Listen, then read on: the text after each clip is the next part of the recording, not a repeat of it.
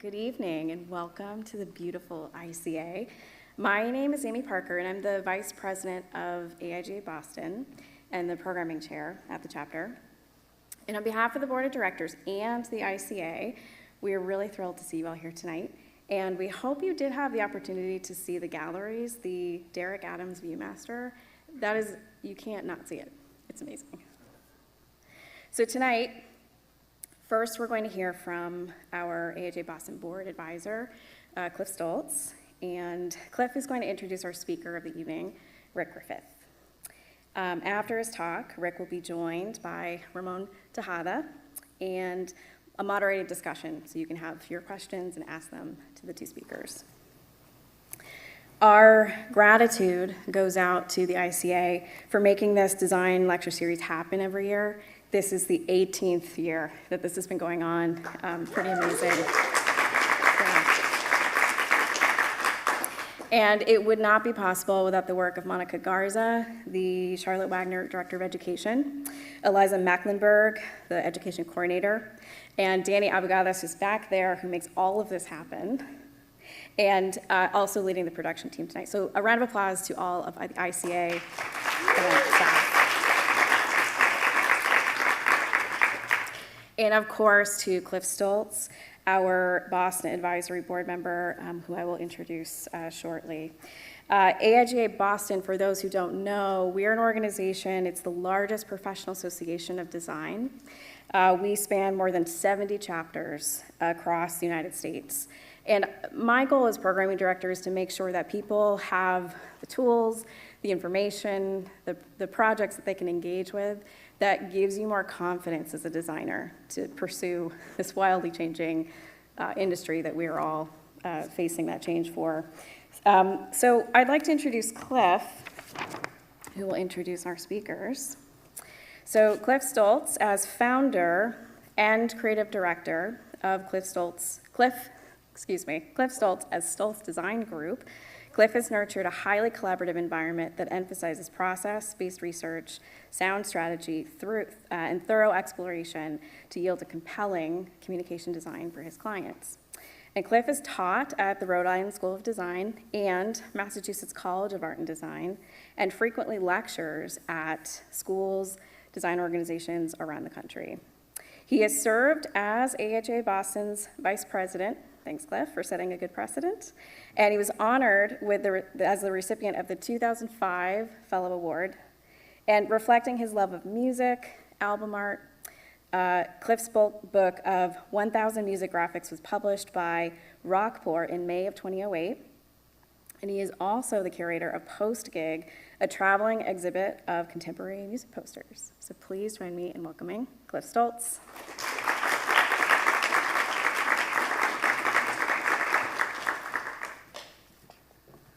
Hi, everyone. Thanks, Amy. It was a nice introduction, but especially for everything that you do to make these events happen. Amy's one of the hardest working people I know, especially that is involved with the AIGA. And also to the ICA. It's been really fantastic that we've been able to partner with them for so long. And really, really excited to have Rick Griffith here tonight, a designer, letterpress, printer, activist, and artist. Rick has been a fixture in Denver's creative sector since arriving there in 1996. Along with his partner, Deborah Johnson, Griffith founded the design consultancy Matter, which over the last 25 years has grown into a print shop for the public good and a bookstore/venue for Denver's intersectional community of revolutionaries, designers, and activists. You can tell Rick wrote that. For over 25 years, Rick has been challenging the traditional boundaries of retail and studio practice. He speaks globally on design, ethics, typography, and his prolific career in design. His work can be found in the permanent collections of the Denver Art Museum, Tweed Museum, the New York's Poster House, and Letterform Archive, among others. And also, Rick is a recent recipient of the prestigious 2025 AIGA Medal for Excellence in Design, which is a big deal. The first project I remember seeing, and there might have been others, but that I remember coming from Matter was a showcase book published by Rockport Publishers in the early 90s called Touch, subtitled it Power of Tactile Design. The cover featured a dynamic, layered type treatment of the title and also a round die cut revealing a pink, fuzzy cowhide fabric. It was super cool. My studio was also doing a lot of book projects with Rockport at the time, but I remember when I saw his, I thought that particular book was like a visual mic drop. It was like nothing better. And in the years since then, I would run into Rick at the AIGA design conferences, and I became aware and then a big fan of his incredible letterpress work.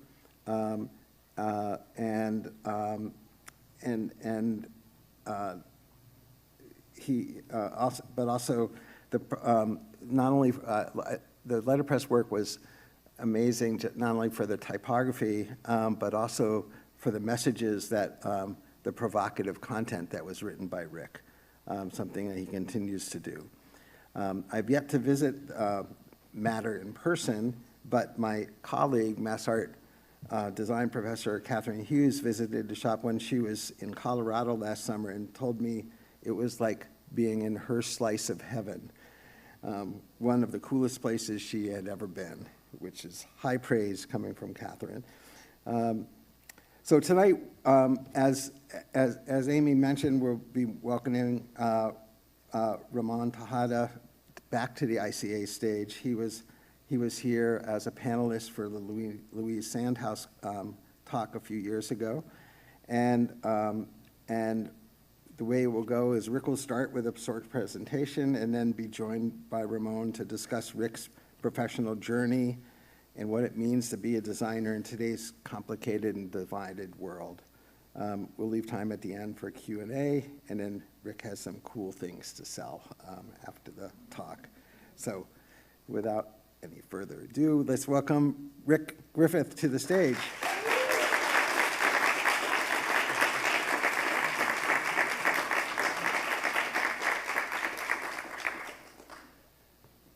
Thanks so much for coming out. Let's gaze upon you all for a moment. Hi.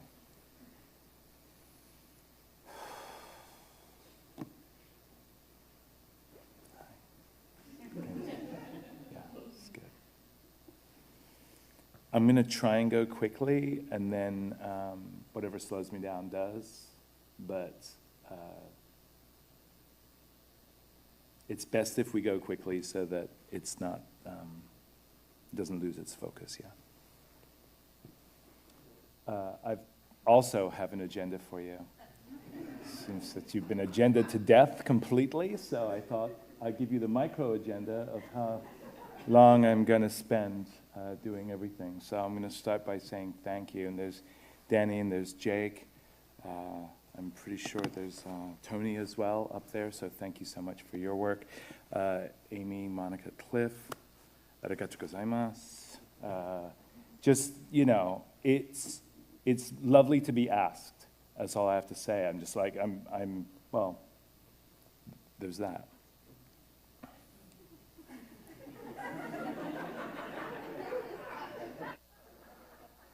And the people here are so nice, they make Boston feel like Canada.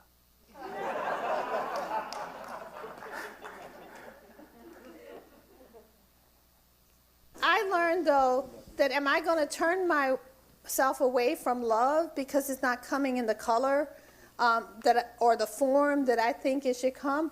That's the saboteur. That's the sabotage that keeps us in pain. Rather than saying, you know, I'm going to have to go where the love is. And where the love is the hope of community. That's why I tell people, they get annoyed. I said, I take my community where I find it.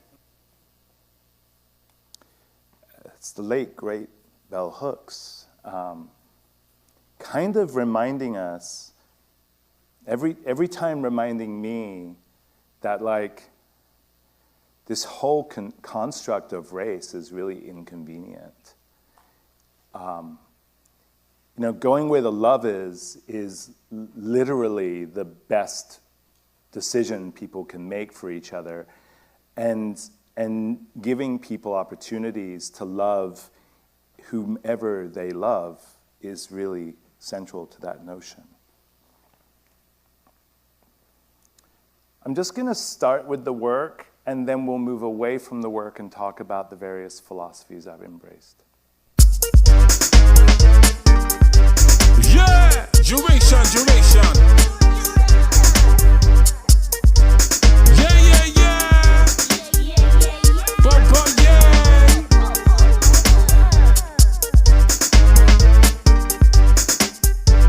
Part of my child bone. See them style, yeah? A long time coming.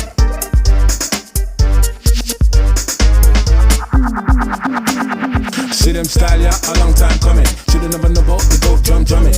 And shoulda never know about the culture. And shoulda never know about the movement. They won't come take the form, they won't come break the form, but a pure power to the peeps and make them go and go get bats on a weekend. Money for spend, set we own trend. Live boy until we get deep, now the blend. Revolution of our next kind. Passive ball, reload, rewind. Free time, 4 time for the mind.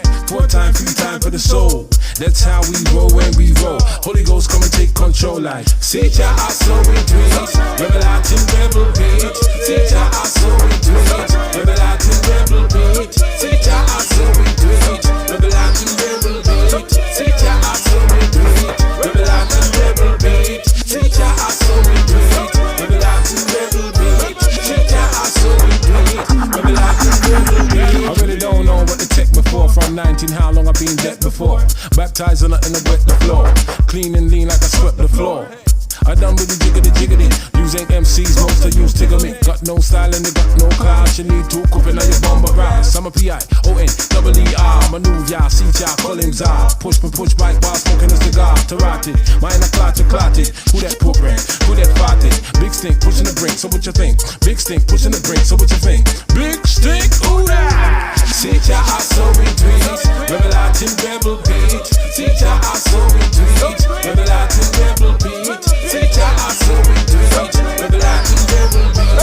See y'all, I so retweet. Revelating rebel beat. See y'all, I so retweet. Revelating rebel beat. See y'all, I so retweet. Revelating rebel beat. Push the sound now, push the now. We get up, we're gon' get down now. Most profound now, round for round now. Spend my pound now, no more broke. I need to use my mind, get me some sustenance. Gotta get away from here, can't take this turbulence. So tense, so edgy, but beggy, no never. Say team, we love it when this plan come together. I endeavor to do God's work, my currency is Bible. Survivalist, surviving this, and this is my survival. See ya, I so retweet, revelating rebel beat. See ya, I so retweet, revelating rebel beat. See ya, I so retweet, revelating rebel beat. See ya, I so retweet, revelating rebel beat. See ya, I so retweet, revelating rebel beat. See ya, I so retweet, revelating rebel beat. Yeah.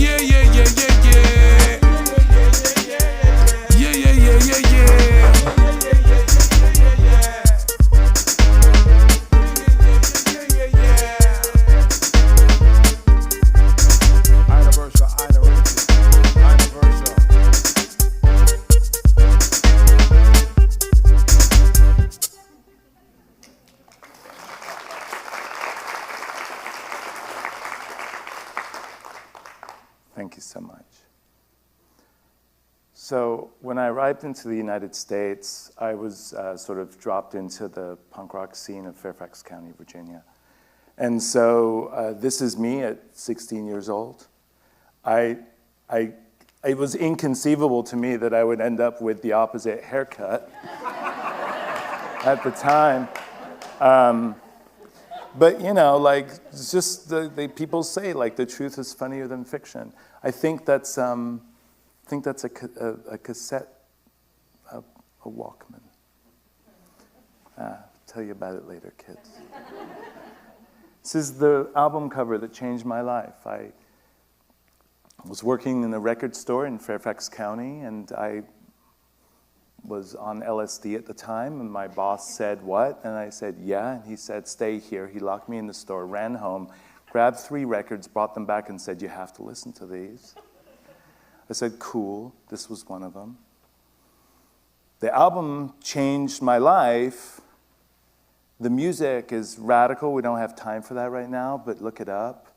And the typography, as the people who enjoy good typography, is stunning. I just said, I don't know what they call the people that make album covers for a living, but I'm pretty sure I want to be one. And I pointed. I just was like, I guess that's where I'm going. As it turns out, I sort of wanted to be maybe Paula Scher or something, right? This is the first book on graphic design that I ever bought. I applied to go to the Cooper Union for Advancement in Science of the Arts in New York City. I didn't get in. I went to New York City anyway and started spending time in the Strand bookstore. First book I ever bought. In my 20s, I was so deep into design, I thought I would offer the world a definition of design. And so my first writing attempt kind of happened. I wanted to print it on T-shirts and then pillowcases, and then eventually I succumbed and printed it on paper. This is my best installation of this particular polemic. It was a graffiti installation across the street from the studio. We were caught by the police. They notified me that, like, you know, if we had pulled out a spray can, he might have thought it was a gun. He might have shot us. It was all very dramatic. We said, you know, we're so sorry. And he said, you know, what is this? And I said, it's the definition of graphic design, sir. And he goes, and you want to tell people this? And I said, yes, desperately. So it really, I was like, I have to do this. I want to do it in the public. And then when we got caught, I lost track of the red spray can, and I had to go back out and finish it. It's also not probably a mistake that these 2 people in this frame here are 2 of the closest people to me in my life. And they were my students. They worked at the studio. We got into some mischief, but they have been so kind and generous to me all my life. And you know, that's what life is. It's a series of really wonderful relationships. So I have trouble in the long form. Anyone else that has trouble in the long form, you have permission to be troubled in the long form. I am troubled in the long form. And what ended up happening for me was I ended up drawing my words, you know? Like I ended up making sense or sensing, right? Sense-making my words in a couple of ways. And so this is one very distinct part of my practice, is to sort of write these things in ways that you can feel them happening as you read. Particularly this first notion that this is where we wish all the bad thoughts go, but they don't. You know, like there they are, down there in all that gravity, right?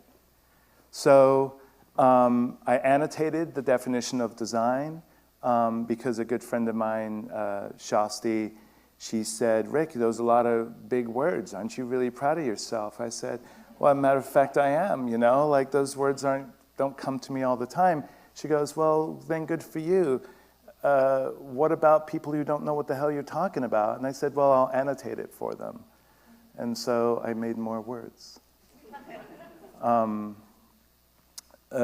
Particular products like this that talk about, as it relates to the trusting of the intellection and the imagination of black people, you know, there's a whole lot of us, and we're allowed to sort of ascend one at a time through this inverse funnel, you know, like, you know, this was said last week when a few of us got together, said, you know, it's actually rather funny. To me, it's funny. I don't know. You decide.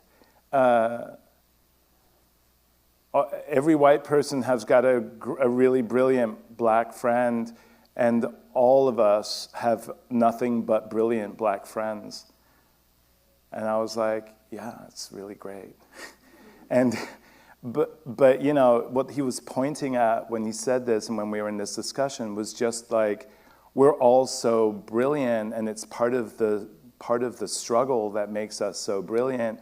You do well to know more of us. I'm just saying we're remarkable people. Anyway, that's just a plug for all the black people, not just, because I'm not exceptional, right? That's my point. I'm not exceptional. Every black person in this room is exceptional for one reason or another. You just have to trust that. So then I wrote this piece, and it's 4 words, and you know, like the brand director of Rivian Worldwide said, Rick, man, you just got me on this one. You nailed it. It's a banger. And I'm like, I have so many more words to talk about design, but this one seems to land the best. That was interesting. I write in a particular way. I write with a lot of friction. I write in a way that uses multiple tools all the time. I write to remember. I also write to remember how I feel about something. So it's a very active experience, which is why the long form can be so draining or emotional, you know, like I don't have the stamina for the long form if I'm going to do it all like this. But there was a moment during COVID where I actually did write every single day with a brush, with a 1-inch brush in India ink. And, you know, and then and if I pay enough attention to something like this particular document, I'll make it rational. I'll make it so rational. I'll make it so that it's almost stationary, like it stops moving. And that's probably a signal of how clear I am about it, right? And this is the curriculum which I trained myself with in design. It's complicated 5-year curriculum. And this is one of my pieces about how AIGA programming could be connected to NASAD and to the various sorts of postgraduate opportunities for teachers and or professionals. You know, it never happened because, you know, no one was listening. I was writing stuff, but no one really cared, and that's fine. I did this. This was commissioned by the Denver Art Museum in 2012. They asked me, what is design here? I gave them some notions of how it might work in a couple of different ways. This is a little bit about publishing. This is me sort of asking people to say, like, if you put your own particular interests to the side, the mechanics of this could really work out well, but you'd have to think of literature and other forms of writing as communal property. And the delivery systems as being the things that would make money. And so this is what I came up with when I thought about this part of my practice, is that this part of my practice is interested in shaping complexity, but I don't want to reduce it into anything. I think of complexity as a gift, right? I think of that we haven't zoomed in or zoomed out far enough as a gift. It makes us, for some of us, it's a purpose to explore. Okay. Yeah, facts. I did quit. In 2014, excuse me. In 2014, my wife died. I quit. I said I'm going to raise my children. That's that. They were teenagers.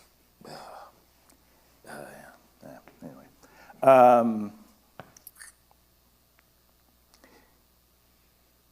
So the person who almost got arrested with me with the graffiti thing, Adeline Lord, she came to the studio and said, I'm roughly, 2 months pregnant. You're like the second person to know. And you shouldn't quit. You should just let me run the studio for 6 months. I want to spend my last trimester mostly in Boulder where I live, close to my hospital, but why don't you just take 6 months and I'll run the studio and you go raise your kids. One of the kindest things that ever happened to me, but I quit. So the second time we quit was during the pandemic over here, and what we did was we lost pretty much every client. I don't know if anyone else had a humbling experience like that, where like the restaurant clients that you have that you're doing all this maintenance work or something for, they call you up and say, and it's sort of like a one-sentence thing. It's austerity, austerity, austerity, austerity, austerity, austerity. Give me my logo and all my stuff. We're going to do it in-house, and it doesn't matter what it looks like. Fair. So that just happens, And all of them just do that because they're desperate, you know, like it's crazy times, right? The pandemic was crazy times. So we said, fine.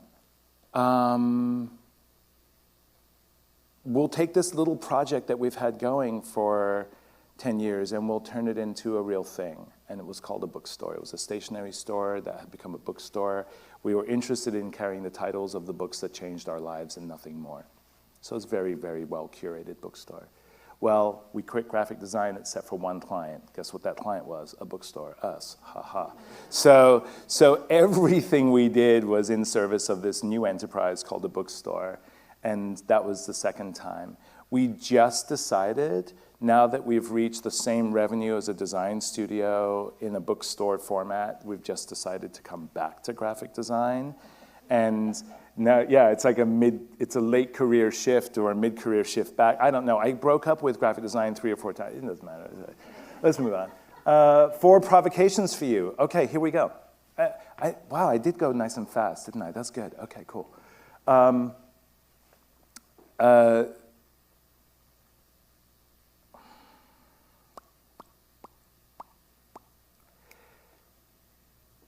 My youngest daughter graduated high school in the pandemic and was invited to join Ramon and other talented people at RISD. And a couple of things happened. Number one was I had been down the great school with the very expensive dorm road before, and I called up RISD and I was like, you can keep this invitation for all I give a shit. She's not coming if she can't get a dorm waiver. And they were like, well, you don't have to be that way about it. I said, well, you just tell me how to be about it, and I'm going to be that way about it. And I acted a little crazy because I didn't want there to be a discussion. I didn't want a policy put in front, because I knew that was like freshman and sophomore, I have to live in the dorms.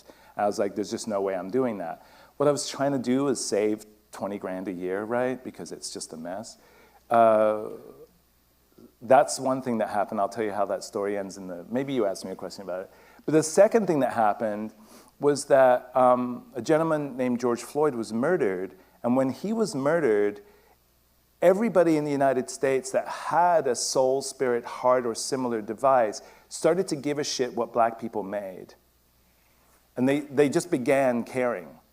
And I don't care to talk about the whys. I just know that to be a fact because the little bookstore that we were like doing was the only black-owned bookstore in Denver, or for Wyoming, or for most of Kansas, or for Nebraska, except for one place in Omaha, and if you get the general idea, for many miles.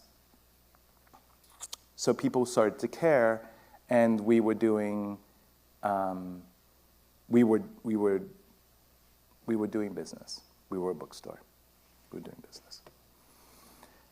This thing called Black Lives Matter happens, and I ask myself, why does it feel not right to me? And it doesn't feel right to me. I've since examined it much deeper, but it didn't feel much right to me because it seemed like it was really a quick way to advocate for self-interest. And if anything got me about Trump in 2016, it was like he was the master of self-interest, like so masterfully in the self-interest game. I was like afraid that something like Black Lives Matter would really interfere with what I cared about, which was connection, and it would disrupt it because it was so self-interested. So I never said that, and I never made a poster, and I kind of pulled away from that. And instead, I made this small program, tried to teach rooms like this full of white folks. It shouldn't be mysterious or controversial. This should be the object. This should be the thing that helps people understand how allyship works. You're going to create fucking consequences. That's what you're gonna do. For me, if someone treats me bad, you're gonna make consequences for it. That's how this is all working. That's allyship to me, that's real, and businesses in Denver put this up in their storefronts. And it's available for, free online, and you can print it out and put it in your storefront, whatever. But this was the message. And we know this to be true if you just look at like spousal abuse historically, right? When there were no consequences whatsoever for it, women were bashed all around the house, and many women still are, right? But as soon as we start to develop consequences and advocates and allies for women, it starts to shift and change. It starts to be more criminal, and it starts to have a heavy, heavy, heavy price. And then it starts to fade into the atmosphere. And misogyny is diluted over time, right? So I don't think it's a challenge to do it with concepts of racism or othering in other areas, bigotry of all forms. I think you really just have to make consequences. So now I want you to dream of the consequences you create for someone who is seeking racist white allyship with you when you're at the gas station pointing at the person, or when they're, when someone's misbehaving in any category. That's what I want you to dream up. What would it look like for me to compete with that? Because that's what I have to figure out, what to do and how to do that if I'm going to be a real ally, if I'm going to be an anti-racist. And that's it, Project 1. We're working on more. The Pledge for Spaces is big as a concept, and so we're working on more. I've got a friend, George, in Minneapolis, who's basically helping me print a set of these, including the request for a signed judicial warrant for ICE, and so on and so forth. So we've got a number of different pieces that we're working on about space. This is a note to studio heads and studio owners. You're responsible for the culture you create in your businesses. You're responsible for being the petty designer that you are. I grew up in that, and then immediately I did this. As soon as I figured out how damaging that was to a sincere relationship with people and design, I switched to this, which then basically meant that you weren't really allowed to be sarcastic. Like we weren't going to embrace sarcasm, we weren't going to embrace cynicism. And so that has happened effectively in our studio. We started creating documents like this, which then turned into this. When I say scarce, it really means learn how to share things, small things, right? And then this emerged. I was asked at the Museum of Modern Art to come and talk about what is good design. My thesis was this: good design has no victims. No one in Africa needs to pay for your bottled water here, right? If it was being shipped to Orange County, it would be banned already, for facts. Then it turned into this document with some circular logic. And then I wanted to explain things to people, especially the work only for the trustworthy. Providing the untrustworthy with your labor promotes their bad action and gives them more power. Facts, right?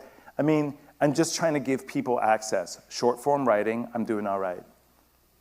And then I called it this. The last draft of this is not called the Introductory Ethic for Designers, but it's literally for everybody, because we are all designers if you just give us a chance to be that. Speaking of being designers, this project is the triple loop. There is a tension between the need for action and awareness. We traverse this tension in 3 scales: the individual scale, the community scale, and a system scale, right?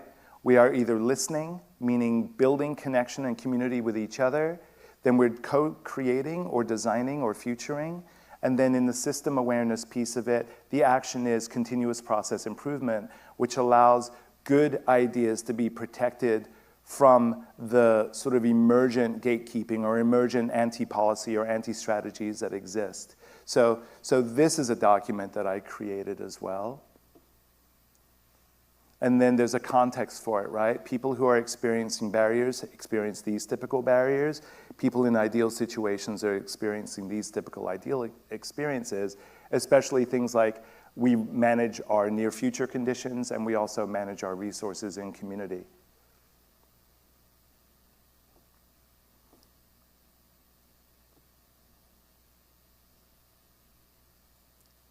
This strategy is basic.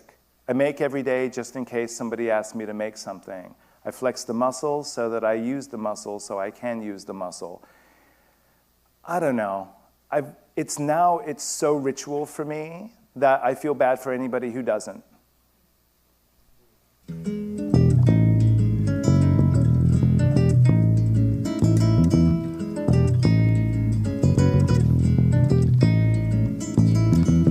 do you do that? You just make it up. Is there a special name for that? Now don't just make it up. What does that gesture mean? Back where you came from when you shift tempos, baby. Could you take me along?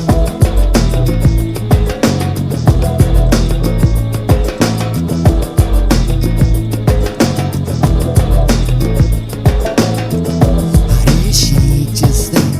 And I shake all the rest. Breaking all those beats apart. You careless hypnotist. Most of all I want to praise your vanity. It gives me many gifts. I do aspire to it. Dance like you're not alone. You dance like I'm not here when you shift tempos down. Could you take me along?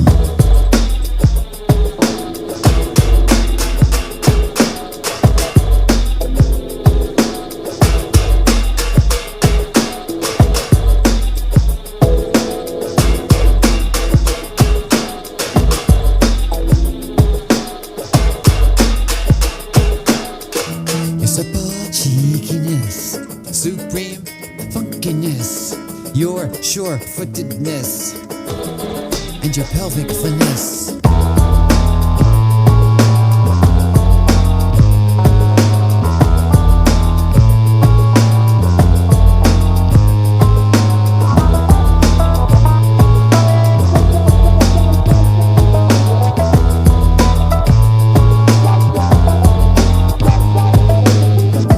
How do you show so much and keep the rest so shy? What sort of lover, baby? Did you learn that one from? Where is the island love? Where your sisters roam when you shift tempos? Could you take me along? It's amazing. It's amazing. It's amazing.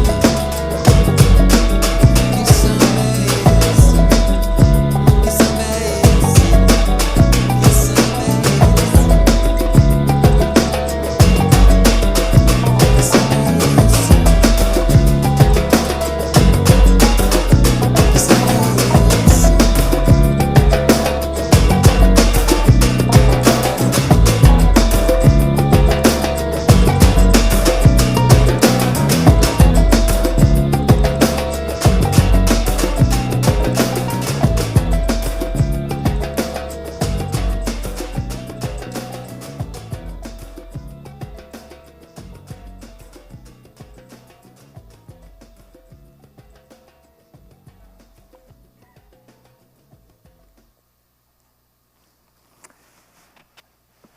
It's not that I feel super terrible about people that don't make every day,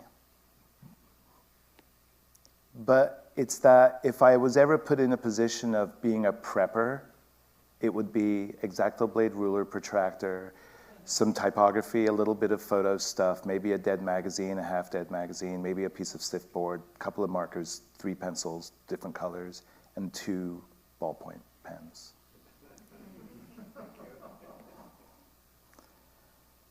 If I'm certain about one thing, it's that my journey has included understanding the history of my circumstance.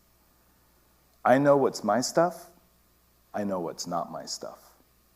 I don't actually know what's your stuff, but I just know what's not going to be on me. I wish this for everybody. I wish this kind of clarity for everybody. There's tremendous love in knowing who the fuck you are.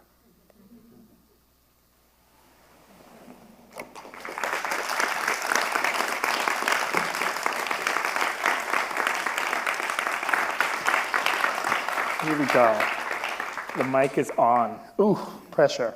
So this is super exciting to do in front of people. We've had a lot of conversations, including been an talking for overnight years. conversation in Arkansas, if you recall, 2 years ago. That was so good. That was so good. So much Where fun. he was literally making, he actually gave me a little notebook to make collages. Which Yeah, I brought still enough have. collage materials for everybody. I had a bunch of thoughts that I wrote down from, we also had a conversation like a week and a half ago to talk about, because in case you haven't noticed, Rick did an amazing job at like tightening everything down, but he can go on in the most amazing way, and you end up with a whole notebook.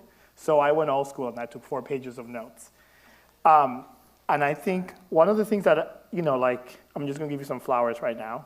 So when Rick was given the AIGA medal, right, which is this big thing in graphic design, and he's one of the few people that has this thing.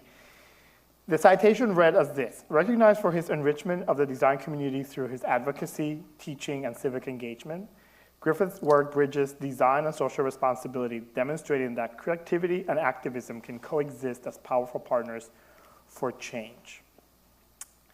You also write in one of those pieces, when you start to dig through all of these, and I encourage you all to go to his website, get the printouts. There's a lot of PDFs going around with his stuff, because he loves to share that stuff a lot, which is amazing. You also write that design might be the human action that participates in the creation of most things, which I think is an incredibly generous, expansive definition and view of graphic design, which is not necessarily what a lot of us were taught in these books that we have as graphic designers, as designers writ large. And I also think it's something that it feels to me is like what graphic design and design should have been about. Yeah. So I'm interested in hearing you talk about a little more about this. A lot of the work, and the first time I met you, I was like, this guy's all about people. Can you talk about that a bit? Because I think as a graphic designer, as a designer, I feel sometimes that the professional side or the field or the history extrapolated the people out. Right. And it just became about like, I need to make this and that and logo and that and the color palette and all this other stuff, which is all great. But ultimately it's about people. So can you talk a little more about that? Because I knowing you is also, people are really important to you. And that's evident if you kept talking about we, the community, and we'll get back to the community. But yeah, I'm just interested in hearing a little bit more about that from you. Because you guys got agenda to death, I shortened my thank you, but this is a perfect moment to read this thank you, because this is an expansion of the thought. I say thank you to, AIGA Boston, et cetera, et cetera. I'm really happy that there is a design community in Boston, and for those in it, cool. Not just thanks to Monica and Cliff, but also to the leadership of both institutions, ICA and AIGA. Your job, I hope, is clear. And if only to ground your sense of me, I'd like to say my job, your job, all of our jobs, if you choose to accept it, the mission is to make sure the young versions of everyone here has room to be their whole selves in this profession, however it is shaped by the time they get here. What I'm saying is that it was not easy.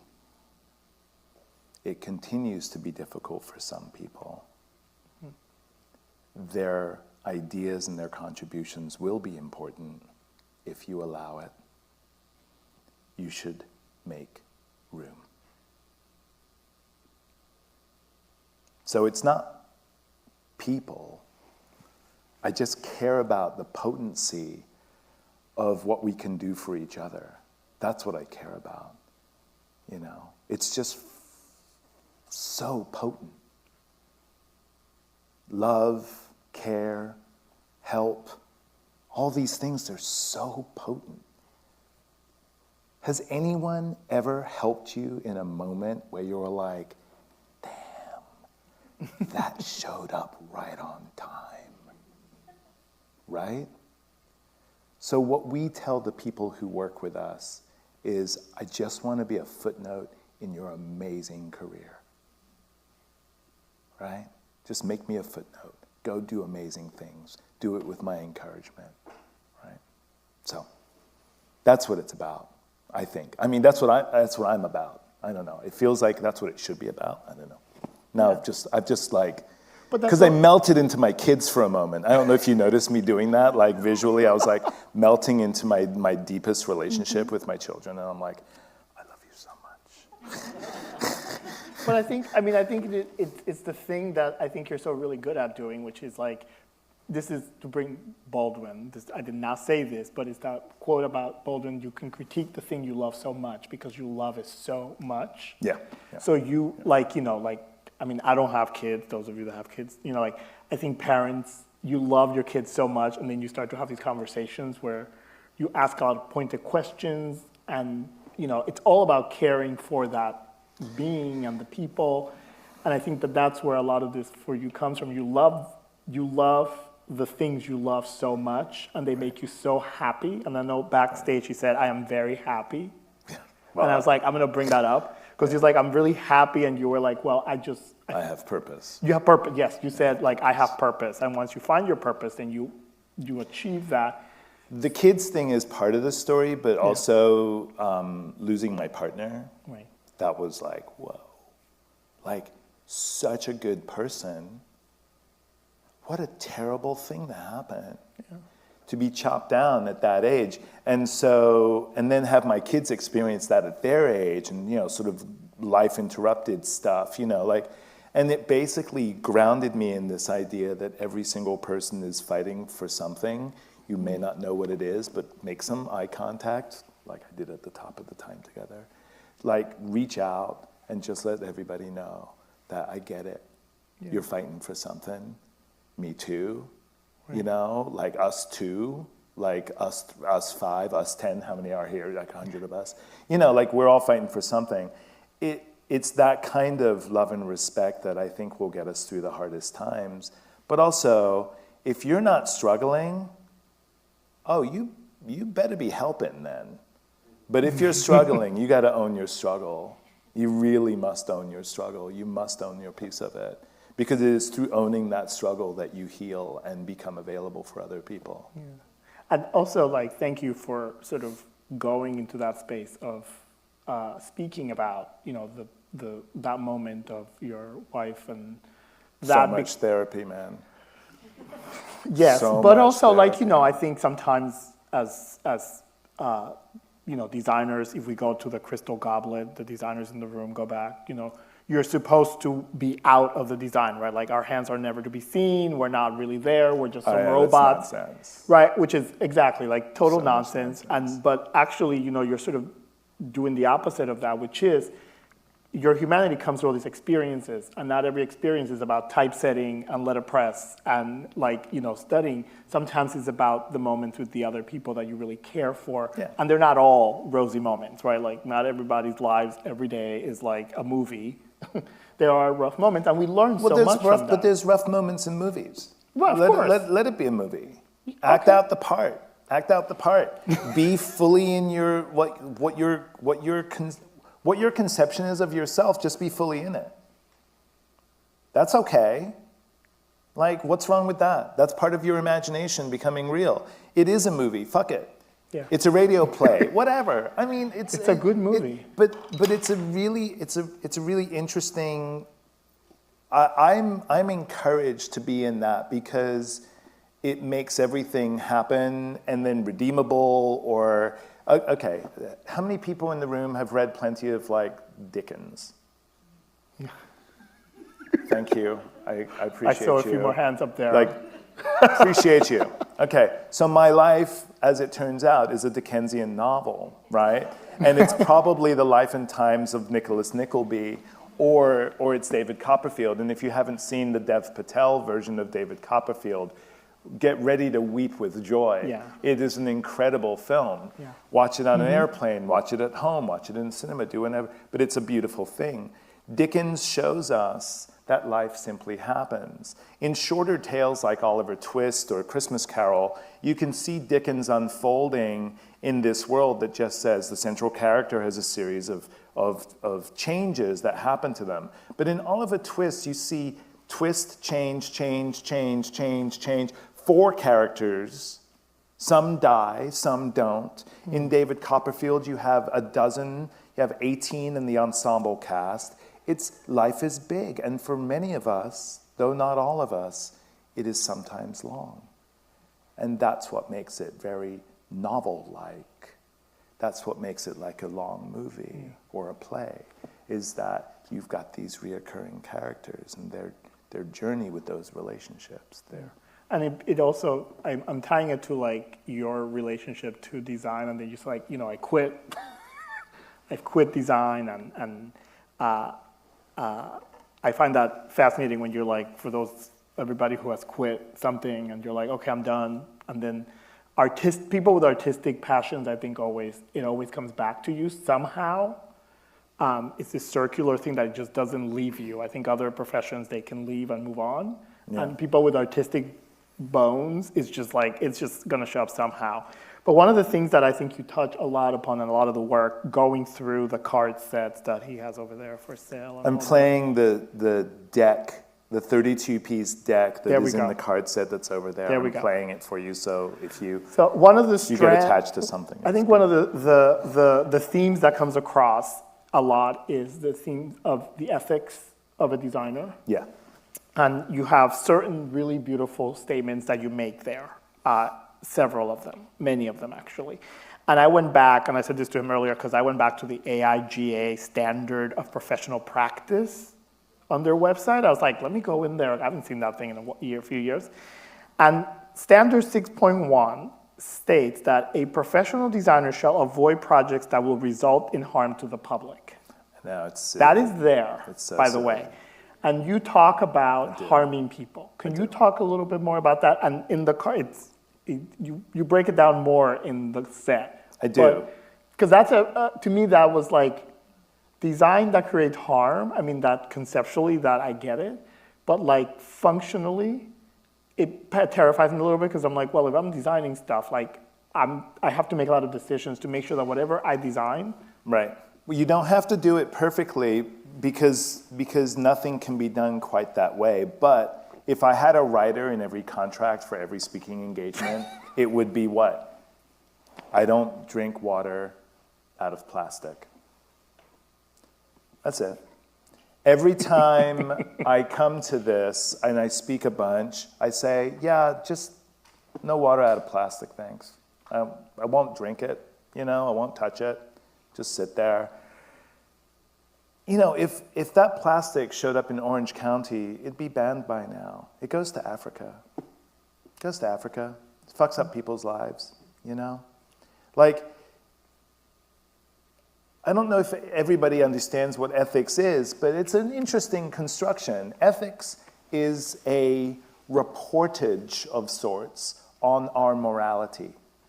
So it doesn't exist without morality. It is a synthesis of our moral sort of attitudes. And so it's not a mistake that we've lost track of ethics. It's not a mistake at all. It's basically a report back to us that says, well, at one point you cared a lot about this stuff, but you let it go, and so now no one's enforcing ethics. People are actively busting the EPA. They're doing a lot of work against regulatory thinking about the planet and about the various environments we encounter and live in. And this is just a result of the amoral behavior, right? So it's going to go somewhere. It's going to echo through the world somewhere, and it echoes into ethics. So what I've been doing is trying to give people questions that help form ethics at the hyper-local level. You can call it your family way if you like, and a lot of people might know what that means, right? You have a family way. You just do it like this. How many of you guys grew up with a person who composted by the side of the sink? You're like, that's just the family way. Whatever, Got a garden, got a piece of land. Yeah, I'm sorry. Boston accent just sort of trying to creep out of me. Ugh. Nick, what are you doing here? You know. I have a funny thing about accents because I'm British and I'm a West Indian. So we go on talk like this, yeah, ting and ting. So I've got a couple of patois, and then I've also got like an English accent that I can summon anytime I feel like it and put it out like this. It's like, fuck it all, And so I have a funny thing about accents that I can sometimes muster one up. It doesn't always make much sense, but it is sort of a silliness that I might do. But my point is that ethics is lost if morality is lost. Morality is a much bigger subject. I'm not actually wanting to touch on that because ethics is a reportage on our ability to attend to the moral sort of framings that we believe we want or believe we desire or need or belong to us. So in that situation, the problem space is that ethics needs to become hyperlocal and individuated so that people keep on asking the questions that corporations don't, right? So this is where I think we win. Ethical behavior towards each other. I'm going to care about your children. I'm going to hope you care about my children. And that's the way we're going to be, right? And children, 6-year-old children take the subway in Zurich, right? Because they have a sense of how children are to be protected, right? They have a simple construct, a social contract with each other. I think we can do that. We don't have to run off into the woods to do it and join a cult. We could actually do it in mainstream culture. Nothing wrong with cults. I mean, some of them. But No. That's a long story. Yeah. I could go down that road. Okay. Well, I want to ask one more quick question, and then we can take a few questions. Sure. I wanted to ask you because one of the things that I asked you when we were talking was, I always want to ask people when I'm on panels, or like, what is the one question you wish people asked you? That's a big question. But the other question that I have for you is resources, because when you go through a lot of your work, you start to see that there's all these footnotes that are connected to all these thinking, theories, concepts, history. All of this is layered in all those annotations. Right. What should we be reading right now? What should we all be reading right now? I think there's a book called After the Internet. This is a testament to like, it's on you, okay? I'm just gonna say it's on you, forever it's on you, that's that. Reach out, I'm easy to find. Ask me where it's at, or you can look for it at our website, at our bookstore. But After the Internet is by,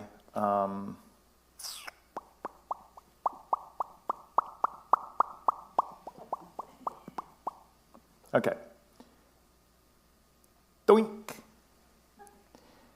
Of course, I use the internet. Tiziana Terranova, After the Internet, Digital Networks Between Capital and the Common. I read this book. I put it into a book club at the bookstore, so I had some reading companions with it, and it changed the way that I approached the internet. And it's for anyone who was coding in 1999. Yeah, what's up? Because I wasn't doing enough things like letterpress printing or whatever. For those of us that were coding in 1999, I missed that. I'm going back to that. I like a surveillance-free website. I like to share links with people of funny things. And I don't want to do it on platforms. I don't want to give my content away to other people. I don't want people to be sucked into an algorithm or a ritual or a behavior that harms them. I just want to like share what I want to share. So I've been coding off platform, and I put it all at superquietKeystrokes.com, and it's just a list of crazy shit that I pop up with, and there is 0 cookies on that website, so you're not actually being surveilled. It's just easy, right? Like, and you don't have to like anything, because I don't care if you look at it. I've already had like people love it, so that's that. Fabulous. Okay. That's why that's an amazing book, because it'll help you understand that the internet that we were promised was stolen by platforms. Wonderful. All right. Well, after the internet, right. and I'm sure you have other stuff, but we want to open it up to you lovely people. We have time for two questions. Any takers? We have a person up here on the second row. Okay. We have a mic for you, sorry. That have way a everybody can microphone. hear you. Yes. We will all be heard. All right, let's talk about, you took a break, and the first time you quit graphic design. I personally feel like art is a great way of processing emotions, and particularly grief, and I know you were talking about creating every day. Yeah. Were you still creating every day during that period, and what kind of art were you looking towards? I was not creating every day during that period. It is not my grief process. And I think that in the 8 weeks I spent from diagnosis to death, and the year before that trying to find what was wrong, it was just a lot of care. It was just a lot of care. The making everyday practice is a little bit like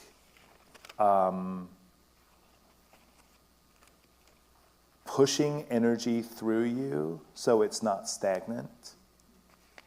For some people, it's yoga. For some people, it's breathing and attention to breath and meditation. For me, it's those types of things, all synchronizing around the breath and just quiet.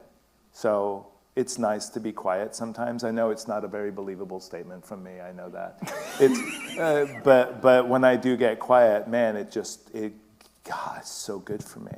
So healthy, So yeah, it took me a little while to get to it and then keep it up. Yeah, good question. Fun. Yeah, what's up, buddy? Front row here. Front row. You're probably going to get a mic, but yeah. Hi. Hi. Did I see a couple of references to Ad Herenium? To what? The I'm sorry? Ad Herenium, the oration book from like way back when. Do you say Adam Gennady? No, No. Ad Herenium. I don't even know if I'm saying it right. Adamantium? No, it's No. never mind. What are you I guess. saying? I'm trying to get the name. The name was Ad Herenium. It was Ad hominem? yes, that's it. Whoever said it. Ad hominem. Thank you. Oh, Thank you. References to ad hominem in your work. no, not really. But, I mean, if you see something, let me know. If it's, sometimes people, there's a couple of examples that I've found in research that sometimes people are just coming up with shit unconnected from each other, and it's like the same thing. The Non-Objective World by Casimir Mayevich, over here, and then on this side of the world, Flatland by Edwin Abbott, all talk about geometry in a really dynamic way. They're an entire world across from each other, but they're doing this work in the same period of time, which is the last part of the 20th century, 1896 and 1911. And so the energies of those things just kind of pop off. But I don't have that reference. Thanks for checking. Great. I think we have one more. Do we have time for that one last question? I have one more thing to read. It's a minute and a half, so it shouldn't be bad. You wanna- Make it quick. Thank you so much for your talk. I find your perspectives very refreshing. But in the graphic design realm, so I know right now you're pursuing the bookstore, writing, design.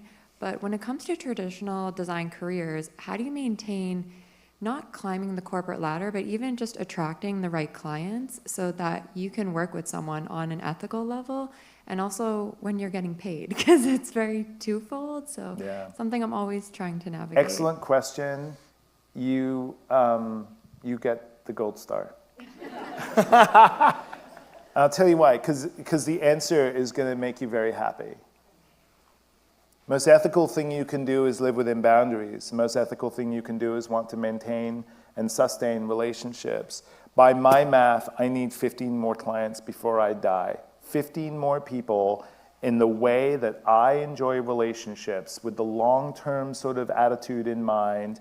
15 more people to do really good business with until I'm done doing graphic design for the rest of my life. Now, if you know that there are 15 people that are coming down the line, you shake a bunch of hands, you kiss a bunch of frogs, and you say hello to people, but you're just asking yourself, are you my person?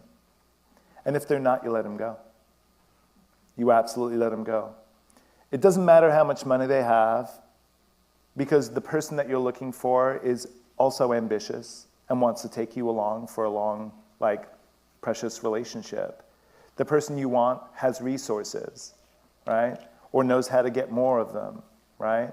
And the person you want is treating you like you're the expert, or at least engaging you as if you're competent and enjoys spending time with you. And you are applying yourself in a similar way, or you're prepared to do that with them because you understand the importance of being well-versed in their field, which is not always adjacent to yours, but somehow relating, right? And so forth. Great graphic design is an exchange between two professionals, two people who want an outcome, one person that commits to solving challenges of communication for another, who has no challenge in the sense that they've made something pretty damn amazing, right? And those people are the ones you want to do business with. Find 37 of them in your life, and don't look for 100 of them, and don't look for 200 of them, and don't let everyone come through, right? Be discerning now so that you can be your fullest and realest and truest self, right? Which is the other part of that. Let them be real and true so you can be real and true, right? And that's how good business is done in a sustainable way. And also, need less, have it all.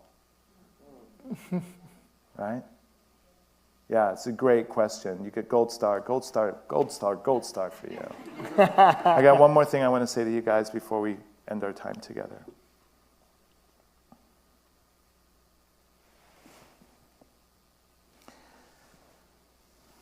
There is only one struggle. It is the struggle not to be colonized, lied to, not to have treaties broken, land stolen, and to survive a genocide. It is the struggle not to be manipulated by marketing and the study of human psychology. It is the struggle to avoid physical injury, the struggle not to have your body legislated, the struggle not to have your voting rights in jeopardy, the struggle to live free of the pollution that the powerful has put in your community. The struggle to name yourself and claim yourself, the struggle to be a woman everywhere, the struggle to be black anywhere. The struggle to be not characterized by the worst of the people who look like you. The struggle to survive grief, anxiety, and depression. It's the struggle to die without a knee on your neck or a spike in your vein. The struggle to farm this scorched earth. The struggle to not have your body or labor exploited. The struggle to be educated and have your children educated. The struggle to belong. The struggle to know the history of your circumstance. There is only one struggle. Thanks. Thank you.